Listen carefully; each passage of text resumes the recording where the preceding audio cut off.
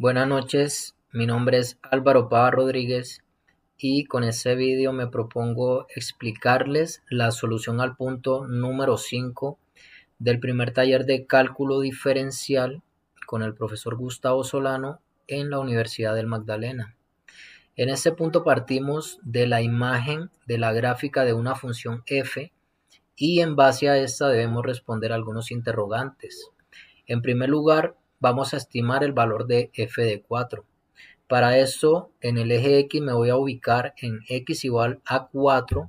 Aquí voy a trazar una línea vertical imaginaria hasta interceptar a la curva de F.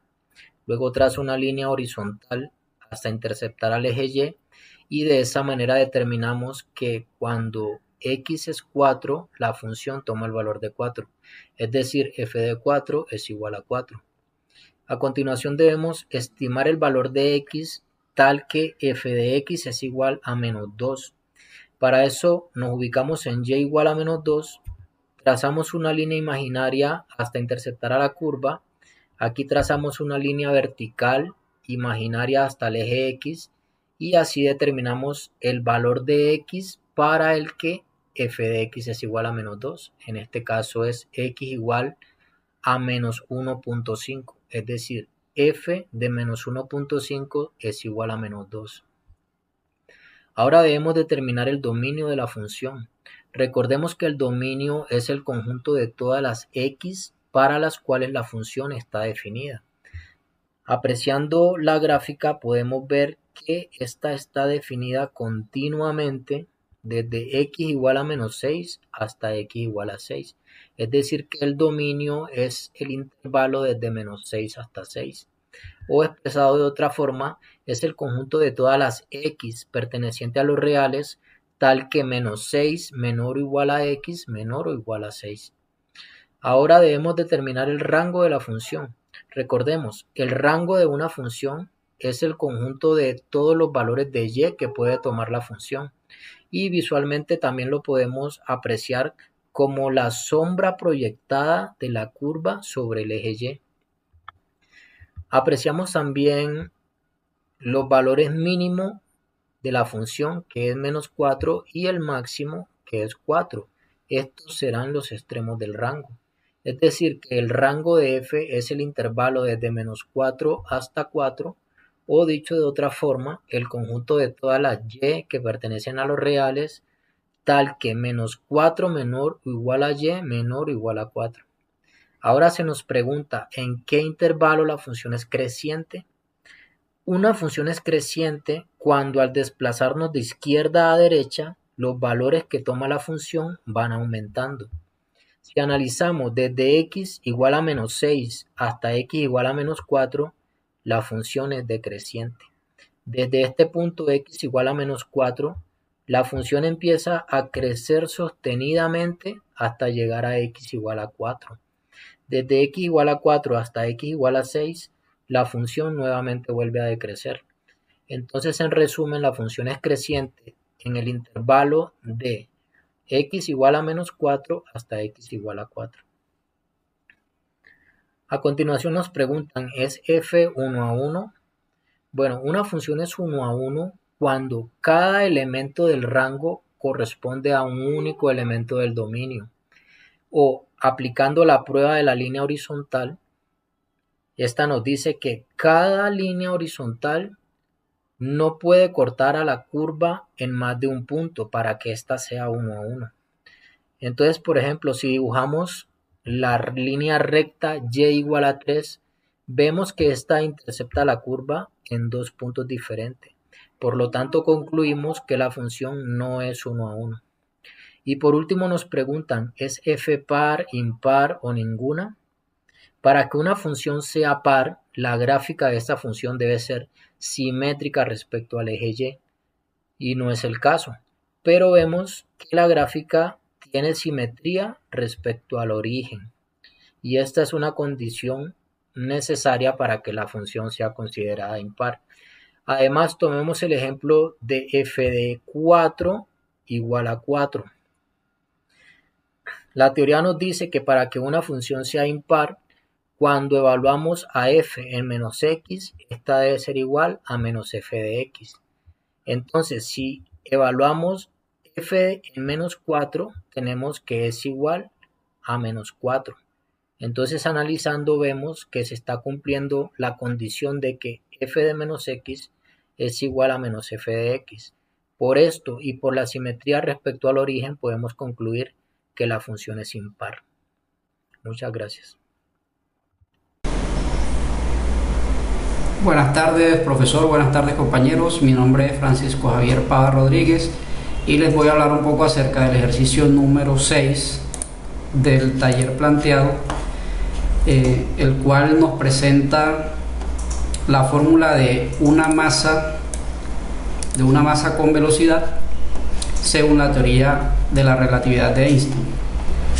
El ejercicio nos plantea la siguiente pregunta: ¿qué sucede con la masa m a medida que v, que viene siendo la velocidad de la partícula, se acerca por izquierda a la velocidad de la luz? Para analizar esta situación vamos a analizar la fórmula por partes. Primero nos concentraremos en este cociente que está dentro de la raíz cuadrada. Luego, de acuerdo a ese valor, analizaremos qué pasa en el denominador, y ya de acuerdo con esto pues analizaremos lo que sucede con el valor de la masa. Vamos entonces con la primera parte. ¿Qué pasa con b cuadrado sobre c cuadrado cuando esa velocidad se acerca a la velocidad de la luz? Imaginemos primero que la partícula realmente pudiera alcanzar la velocidad de la luz. Tendríamos que b es igual a c, por lo tanto esta división daría como resultado 1. Si reemplazamos ese valor acá en la fórmula original, tendríamos que la masa sería igual a la masa en reposo sobre 0, porque raíz cuadrada de 0 igual nos daría 0. Entonces ningún valor puede ser dividido por 0. Aquí tenemos tendríamos una indeterminación al tratar de calcular el valor de m. Pero como sabemos que la partícula no va a llegar a la velocidad de la luz, sino que se va a acercar lo más que se pueda, vamos a tener que este cociente va a tener un valor muy cercano a 1 sin llegar a serlo. Aquí tenemos